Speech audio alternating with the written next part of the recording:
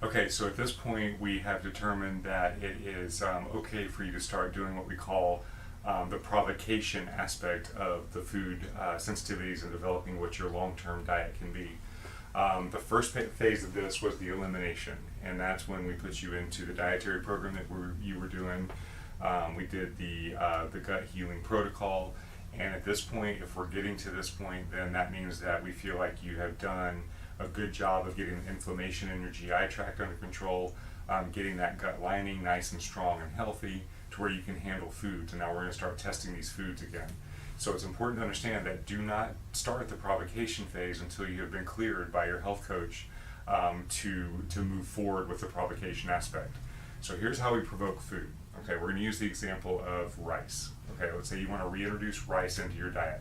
Now, before I go into this, let's talk about the fact that what you're going to do is this is how you're going to build your long-term dietary protocol. So foods that you want to introduce back in, this is how you're going to do it.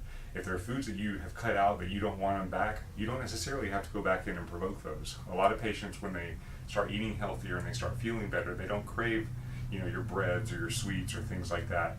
So if you're not craving it, don't necessarily reintroduce it back into the diet. But if it's something that you would like to introduce that you think might make life easier, then this is how you do it.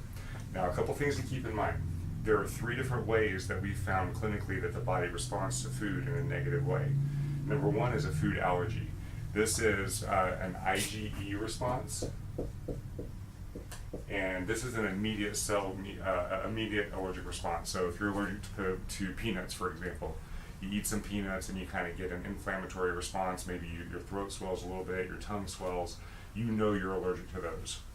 The next one is a food sensitivity, and this is what we call an IgG or an IgA response. Now, these can take between 4 and 5 days to get their feeling and to understand that this is happening. This is an immune response, but it can take a while before you actually experience it. So, for example, in the example of rice, let's say you eat a bowl of rice today. Today it is Monday, for example. Well, Friday you start having some gas and bloating and you're itchy skin and you get a headache. Well, you're not going to associate that to the rice that you ate 4 or 5 days ago. So that's a challenge that we have to try to work through and figure out if that food is causing that kind of a response. And then food intolerance, this is another immediate response. And what this is a situation where your body just doesn't break the food down properly or it doesn't tolerate it properly. This could be as simple as like lactose intolerance, so you get gas and bloating. It could be as simple as like an immediate headache or something like that. So these are the 3 ways that your body can respond to food in a negative way, and so we have to determine if those things are not happening before we can permanently introduce a food back into your diet. So for rice, for example, for breakfast, this is how you're going to provoke it. Again, you only provoke once we have cleared you and feel that your GI tract is ready to handle this. So for breakfast, you're going to have 1 serving of rice. You're going to have that serving of rice with whatever else you have for breakfast, okay? But you're going to add that serving of rice in, preferably with a protein so you don't get the glycemic response. Now keep in mind, this does not change the sugar handling aspect of these foods. So if you're adding rice back in or you're adding potatoes back in, it doesn't mean that if you pass this that it's a free-for-all. It means that you can have it on a limited basis within reason to keeping that blood sugar normal. If you go back to eating in excess, then your body's going to do that whole glycemic response that we talk about in your blood sugar handling aspect of this, and you'll end up back where you were. So keep everything in moderation. Just keep that in mind. So for breakfast, you're going to have a serving of rice with whatever else you had for breakfast. Then, between breakfast and lunch, if there is no negative response, no gas, no bloating, no headache, no itchy skin, no negative response, then you're going to have another serving. Okay?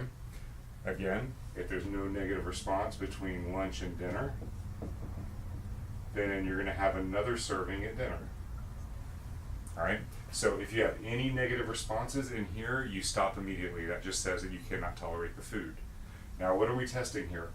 The serving between breakfast and lunch, we're testing this IgE response and the food intolerance. We're testing the 2 immediate responses. So this is IgE and intolerance. If you pass that one, great, have another serving. Then we're testing it again, IgE and intolerance. And then if you pass that one, great, have it for dinner. And if you don't have any response after that, IgE and intolerance. So now we have thoroughly provoked that food. Sometimes you may make it through breakfast and then get into lunch and have that serving, and then you have a response. That just means that you have a certain tolerance of what you can handle, but you still need to not have that food in there. Okay, so we want to give it a good provocation. Now, if you make it through this whole day, including getting to bed and after dinner, and you don't have any negative response, that's awesome. It looks like you will have passed your, I'm sorry, not that one, you have passed your immediate responses. Now we have to test your IgG and IgA. So what you're going to do at this point is you're going to go back to eating clean. You're going to go back to eating the way that you were eating before you started this provocation. And you're going to do that for 5 days. At the end of that 5 days, if you haven't had any negative responses, then you will know that rice is okay. And if rice clears the provocation phase, then you can add that back into the diet. But again, you want to add it in on a rotational basis, and you want to add it in moderation so that you don't have the negative glycemic effect. And you also don't want to have hit a threshold where you eat too much of the food and you develop an allergy for it. So you're safe to eat it, once every couple of days. Small portions each day, however you want to do it, but just keep it in moderation. After you've established rice, then you can go back and challenge the next food, whether it's potatoes, oats, whatever it is. All right, if you have any questions about this, feel free to ask your health coach, and I wish you luck with it.